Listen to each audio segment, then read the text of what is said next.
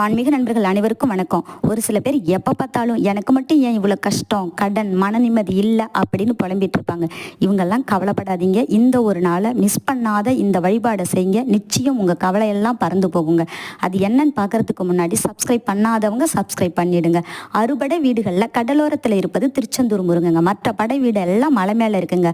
அதனால திருச்செந்தூர் முருகனுக்கு சக்தி அதிகங்க. அதுவும் சூர சம்காரம் நடந்த இடம். வருஷத்துக்கு ஒரு முறையானாலும் திருச்செந்தூர் முருகனை போய் தரிசிச்சுட்டு வாங்குங்க.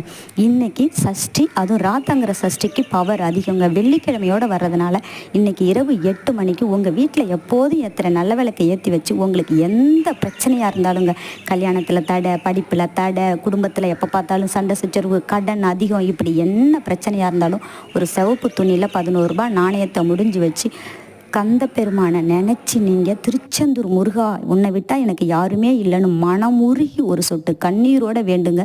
உங்கள் பிரச்சனை எல்லாம் சரியாகுங்க.